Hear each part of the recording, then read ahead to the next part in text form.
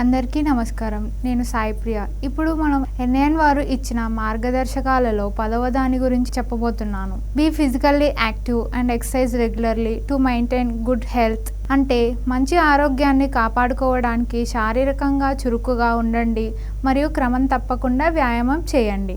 మంచి ఆరోగ్యం కోసం శారీరక శ్రమ, యోగా మరియు వ్యాయామం సిఫార్సు చేయబడుతుంది. బరువు నియంత్రణలో ఉండడానికి, కండరాలు మరియు ఎముకలు బలంగా ఉండడానికి ప్రతిరోజు వ్యాయామం సహాయపడుతుంది. సాధారణ శారీరక శ్రమ, యోగా మరియు వ్యాయామం దీర్ఘకాలిక వ్యాధుల ప్రమాదాన్ని తగ్గిస్తుంది. శారీరక మరియు వ్యాయామం లేకపోవడం వల్ల ఆరోగ్యం దెబ్బతింటుంది, కానీ ఎక్కువ వ్యాయామం చేయడం మంచిది కాదు. ఫిజికల్ యాక్టివిటీ, శారీరక శ్రమ అంటే ఏమిటి? శారీరక శ్రమను 2 విధాలుగా వర్గీకరించవచ్చు.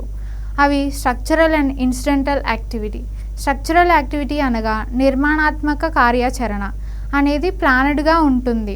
అందులో మనకి aerobics, stretching and strengthening activities అనగా brisk walking, gym, swimming, jogging, skipping, cycling వంటివి ఉంటాయి. యోగా అనేది సంపూర్ణమైన, నిర్మాణాత్మకమైన మరియు ప్రణాళికబద్ధమైన శారీరక శ్రమ. ఇందులో శ్వాస వ్యాయామాలు, అలాగే శారీరక మరియు మానసిక విశ్రాంతి కలిగే మెడిటేషన్ ఉంటుంది. ఇన్సిడెంటల్ యాక్టివిటీ అనేది యాదృచ్ఛిక కార్యకలాపాలు. ఇంటి పనులు, రోజువారీ పనుల కోసం చుట్టూ నడవటం, మెట్లు ఎక్కడం, తోట పని, విశ్రాంతి కార్యకలాపాలు, ఆటలు మరియు క్రీడలు వంటి సాధారణ కార్యకలాపాలను కలిగి ఉంటాయి.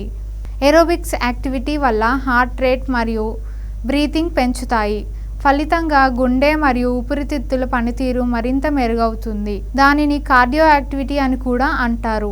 ఇందులో బ్రిస్క్ వాకింగ్ నుంచి రన్నింగ్ వరకు, జాగింగ్, స్విమ్మింగ్, సైక్లింగ్ వంటివి ఉంటాయి. Muscle and bone strengthening activity కండరాలు మరియు ఎముకలు బలంగా ఉంచుకోవడానికి చేసే కార్యాచరణలు. అందులో మనం బరువులు ఎత్తడం, పిల్లల్ని మోయడం, ఎలాస్టిక్ బ్యాండ్తో వర్కౌట్ చేయడం, push-ups, crunches, squats, jumping rope ఇవన్నీ చేయడం వల్ల మన ఎముకలు, కండరాలు బలంగా ఉంటాయి. బ్యాలెన్స్ యాక్టివిటీ ఈ కార్యాచరణ చేయడం వలన బాడీ ఫ్లెక్సిబుల్గా ఉంటుంది. ఇందులో వెనుకకు నడవటం, డ్యాన్స్ చేయటం, స్ట్రెచ్చింగ్, యుద్ధ కళలు వంటివి వ్యాయామాలు ఉంటాయి. ఫ్లెక్సిబిలిటీ యోగా ఏరోబిక్స్ కండరాలు మరియు ఎముకలను బలోపేతం చేసే వ్యాయామం. బ్యాలెన్స్ యాక్టివిటీ ప్రాణాయామం మానసిక మరియు శారీరక వ్యాయామం కార్యకలాపాలను కలిగి ఉంటుంది. కార్యకలాపాల తీవ్రత మరియు శారీరక శ్రమ స్థాయి ఆధారంగా కార్యకలాపాలు 3 వర్గాలుగా వర్గీకరించవచ్చు. సెడెంటరీ యాక్టివిటీ నిశ్చల కార్యాచరణ, ఎక్కువసేపు కూర్చొని పని చేయటం. ఉదాహరణకి డెస్క్ జాబ్ చేసేవారు, హోమ్ మేకర్. ఇందులో వంట చేయటం, ఇల్లు శుభ్రం చేయటం, మామూలుగా నడవటం ఇలాంటివి చేసేవారు సెడెంటరీ యాక్టివిటీ కిందకి వస్తారు. రెండవది మోడరేట్ యాక్టివిటీ మితమైన కార్యాచరణ. కొంత శ్రమ అవసరమయ్యే కార్యకలాపాలలో నిమగ్నమై ఉన్నవారు మైదానంలో 3 నుంచి 6 కిలోమీటర్లు నడవటం, ఏరోబిక్ కార్యకలాపాలు, గార్డెనింగ్ అంటే తోట పని చేయడం, యోగాసనాలు మరియు ప్రాణాయామం, swimming, indoor and outdoor games అనగా బ్యాడ్మింటన్, టెన్నిస్, టేబుల్ టెన్నిస్ ఇలాంటివి ఉంటాయి. మూడవది విగరస్ యాక్టివిటీ తీవ్రమైన లేదా భారీ కార్యాచరణ. ఇందులో ఎక్కువ కష్టమైన పని చేసేవారు అనగా క్వారీల్లో, మైనింగ్లో పని చేసేవారు, రన్నింగ్, ఏరోబిక్స్, జాగింగ్, ఆటలో పాల్గొనడం అలాంటివి అన్ని తీవ్రమైన కార్యాచరణ కిందకి వస్తాయి. శారీరక శ్రమ కోసం మార్గదర్శకాలు guide lines for physical activity. Sedentary life style వాళ్ళు ఏదైనా ఎక్సర్సైజెస్ స్టార్ట్ చేసే ముందు ఫిట్నెస్ ట్రైనర్ ఆధ్వర్యంలో చేయడం మంచిది. వ్యాయామం యొక్క తీవ్రతను క్రమంగా పెంచాలి. శ్వాస తీసుకోవడంలో ఇబ్బంది, నొప్పి, వాంతులు, వికారం మరియు తలనొప్పి ఇలాంటి సంకేతాలు కనిపిస్తే ఆ సమయంలో శరీరానికి విశ్రాంతి ఇవ్వాలి. చిల్డ్రన్ అండ్ అడాలసెంట్స్ పిల్లలు మరియు యుక్త వయసులో ఉన్నవారు రోజు కనీసం 60 నిమిషాలు మోడరేట్ లేదా విగరస్ యాక్టివిటీ చేయాలి. వారంలో 3 రోజులు స్ట్రెంత్ ట్రైనింగ్, విగరస్ యాక్టివిటీ చేయాలని ICMR వారు సిఫార్సు చేస్తున్నారు. అడల్ట్స్ పెద్దవాళ్ళు 30 నుంచి 60 నిమిషాలు మోడరేట్ యాక్టివిటీ లేదా 15 నిమిషాలు విగరస్ యాక్టివిటీ. వయసు మరియు ఆరోగ్య స్థితిని బట్టి కనీసం 5 రోజుల పాటు రోజుకు 15 నిమిషాలు విగరస్ యాక్టివిటీ చేయాలి. 30 నుంచి 60 నిమిషాలు మోడరేట్ యాక్టివిటీ చేయాలి. వయసు మరియు ఆరోగ్య స్థితిని బట్టి కనీసం 5 రోజుల పాటు రోజుకు 15 నిమిషాలు విగరస్ యాక్టివిటీ లేదా 30 నుంచి 60 నిమిషాలు మోడరేట్ యాక్టివిటీ చేయాలి. కండరానికి బలం పెంచడానికి వారంలో 2 రోజులు మజిల్ స్ట్రెంథనింగ్ యాక్టివిటీ చేయాలి. వృద్ధుల కోసం సిఫార్సులు పెద్దవాళ్ళు మాదిరిగానే ఉంటాయి. అవే కాకుండా అదనంగా స్ట్రెంగ్త్ మరియు ఫంక్షనల్ బ్యాలెన్స్ యాక్టివిటీ వారంలో 3 రోజులు చేయాలి.